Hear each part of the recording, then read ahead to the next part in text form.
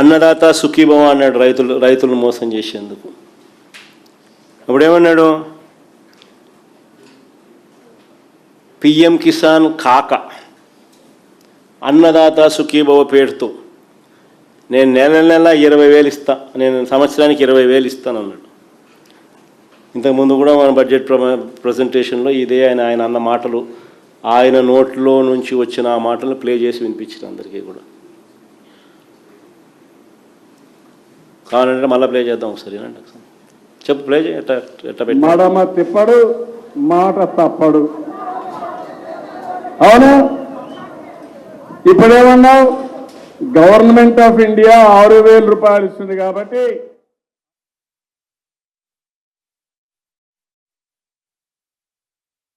పెద్ద మనిషి ఎవరో చెప్పరా, రైతుకు సంవత్సరానికి 20,000 రూపాయలు ఇప్పుడు ఇచ్చేది కాకుండా 20,000 వరకు ఇచ్చేదిగా తెలుగుదేశం పార్టీ నిర్ణయం చేశాం. చూడండి ఎంత గొప్పగా అబద్ధాలు ఆడగలుగుతాడు. అన్నదాత సుఖీభవ అని చెప్పి ఇప్పుడు ఇచ్చేది కాక 20,000 ఇస్తానని చెప్పి చెప్పినాడు. మొదటి ఏడాది ఎగ్గొట్టేసినాడు. రెండో ఏడాది 20,000కు గాను ముక్కి అప్పుడు ఒక 5,000 అప్పుడు ఒక 5,000 ఇచ్చినాడు. అంటే 2 ఏళ్ళకి కలిపి 40,000 రూపాయలు ప్రతి రైతుకు ఇవ్వాల్సింది 40,000కు గాను ఇచ్చింది కేవలం 10,000. అంటే 30,000 రూపాయలు ప్రతి రైతుకు బాకీ. ఇది ఎప్పుడు ఇస్తావు స్వామి ఆ రైతులకు అందరికీ, రైతులు చాలా ఇబ్బందుల్లో ఉన్నారు అని అడిగితే నోరు కూడా మెదపడం లేదు. 16 రోజుల అసెంబ్లీ సమావేశాల తర్వాత. పైగా మా ప్రభుత్వ హయాంలో 53,52,000 మంది రైతులకు మా ప్రభుత్వ హయాంలో రైతు భరోసాను వర్తింపజేసి మేము ఇస్తే, ఈయన హయాంలో ఈయన 46,85,000 మందికి కుదించేసినాడు. అంటే దాదాపుగా 7 లక్షల మంది రైతులను ఎగరగొట్టేసినాడు. పైగా కౌలు రైతులకు ఒక పైసా కూడా ఇవ్వాల. కౌలు రైతులు కానీ, ROFR పట్టాదారు రైతులు కానీ వీళ్ళెవ్వరికి కనీసం ఒక పైసా కూడా ఇచ్చింది లేదు.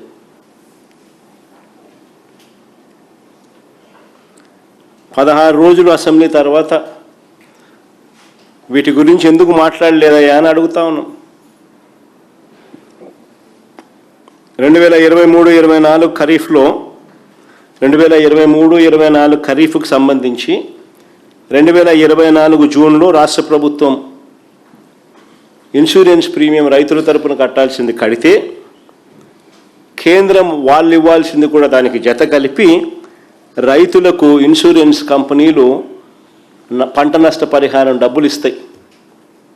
అలాంటిది ఈ పెద్ద మనిషి అధికారంలోకి వచ్చినాడు.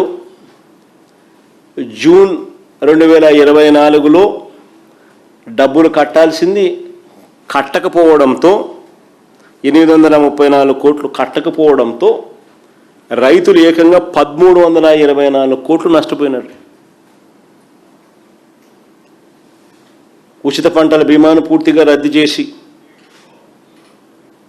రైతులను గాలి కొదిలేసి, చంద్రబాబు నాయుడు గారి నిర్వాకాల వల్ల 2023-24, 2024-25 ఈ 2 వ్యవసాయ సీజన్లకు సంబంధించి రైతులు ఏకంగా 3,500 కోట్ల రూపాయలు నష్టపోయారు. ఉచిత పంటల బీమా తీసేయడం వల్ల. వీటికి సంబంధించి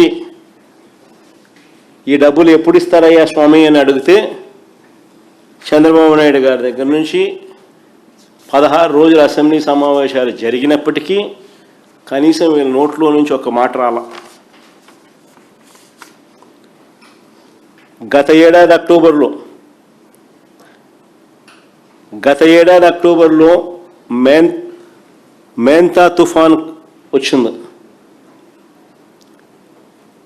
ఈ మోంతా తుఫాన్ అన్నది ఏదైతే గత ఏడాది అక్టోబర్లో వస్తే, లక్షల మంది రైతులు నష్టపోతే రూపాయి ఇన్పుట్ సబ్సిడీ ఇవ్వాల, రూపాయిలా ఎవరికి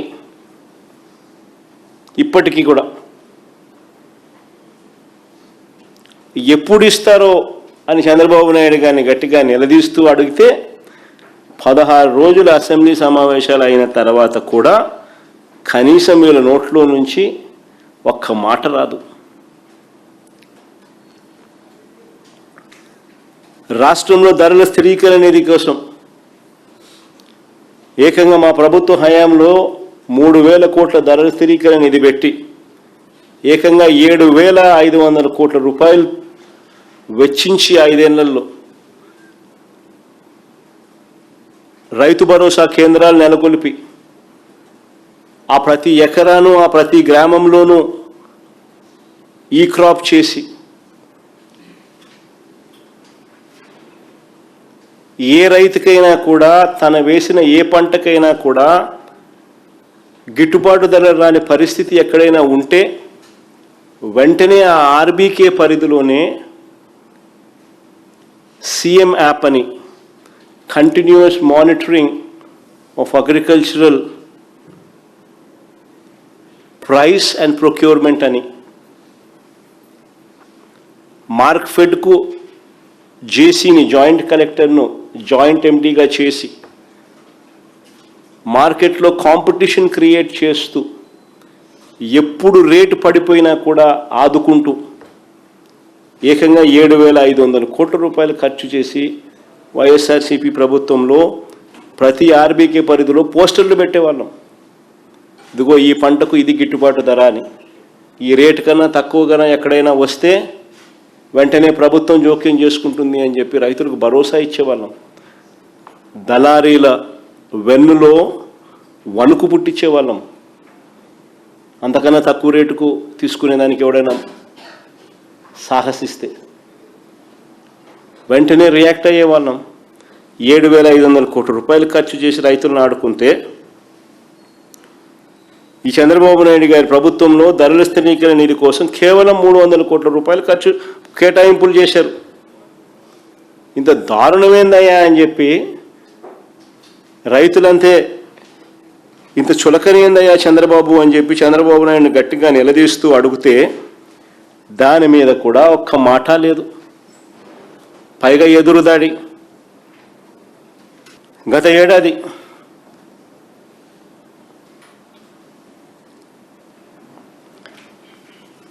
వరి, మొక్కజొన్న, అరటి, కొబ్బరి, కందులు, మినుములు, పెసలు, శనగలు, సజ్జలు, మిర్చి, టమాటో, చీని, పత్తి అన్ని పంటలకు ధరలు పూర్తిగా పడిపోయినా కూడా ప్రభుత్వం నుంచి ఎలాంటి మనసు లేదు, పట్టించుకొని ఆదుకునే కార్యక్రమం జరగలేదు. ఇప్పుడు మళ్ళీ మిర్చి, శనగ, మొక్కజొన్న, అరటి పంటలకు ధరలు పడిపోయాయి. ఆశ్చర్యం కలిగిస్తుంది. 7,500 కోట్లతో మేము ఆదుకున్న పరిస్థితి చూసి వీళ్ళు అరకొరగా 300 కోట్లు బడ్జెట్ కేటాయింపులు చేసే తీరును చూసినప్పుడు, నెల రోజుల క్రితం 26,000 ఉన్న మిర్చి రేటు ఈరోజు 18,000కు పడిపోయింది. అయినా పట్టించుకునేవాడు ఎవడు లేడు. శనగ ఎంఎస్పి రేటు 5,875. రైతులు 5,000 కూడా రాని పరిస్థితుల్లో రైతులు అమ్ముకుంటా ఉన్నారు. 5,000 కూడా రైతులకు గిట్టడంలా. పట్టించుకునే పరిస్థితి లేదు.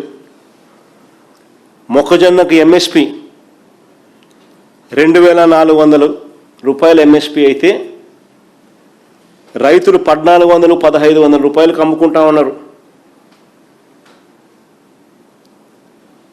పట్టించుకునే పరిస్థితి లేదు. ఈ ఒక్క పంట మీదనే దాదాపుగా రైతులు నష్టపోతా ఉన్న ఈ 1,000 రూపాయలను లెక్కేసుకుంటే ఒక్క మొక్కజొన్న విషయంలోనే రైతులు 3,500 కోట్లు నష్టపోతా ఉన్నారు. అయినా మార్కెట్లో కాంపిటీషన్ క్రియేట్ చేసేది లేదు. అరటి, మళ్ళీ ఈ సంవత్సరం కూడా అరటి టన్ను 5,000కు అమ్ముకోవాల్సిన పరిస్థితి. మా హయాంలో 30,000 రూపాయలు టన్ను అమ్ముకున్న పరిస్థితుల నుంచి ఇప్పుడు 5,000 రూపాయలకు తెగనమ్ముకుంటా ఉన్న పరిస్థితి.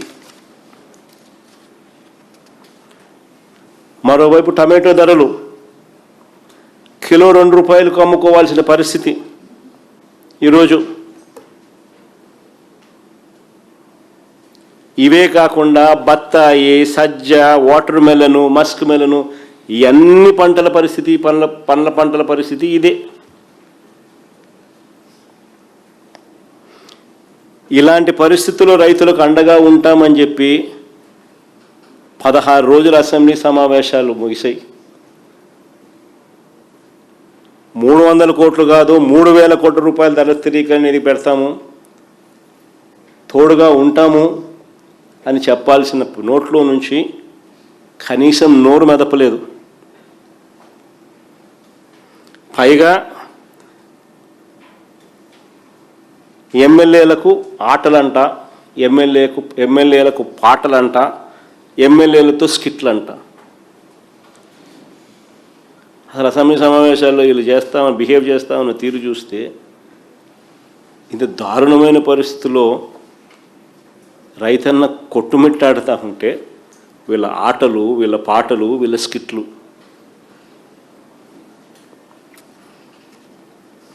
ఇలా కాలక్షేపం. నిజంగా మరోపక్క వ్యవసాయ రంగంలో ఎంత సంక్షోభం నెలకొని ఉందనంటే వందలాది మంది రైతులు, రైతు కూలీలు ఆత్మహత్యలు చేసుకుంటా ఉన్నారు. ఈ ప్రభుత్వ లెక్కల ప్రకారమే, నా లెక్కల ప్రకారం కాదు, ఈ ప్రభుత్వ లెక్కల ప్రకారమే 2025లో ఆత్మహత్య చేసుకున్న 393 మంది రైతు కుటుంబాలకు, 2,472 మంది రైతు కూలీల కుటుంబాలకు వారికి పరిహారం ఎప్పుడు ఇస్తానన్నది కనీసం ఒక్క మాట కూడా చెప్పలేదు అసెంబ్లీలో.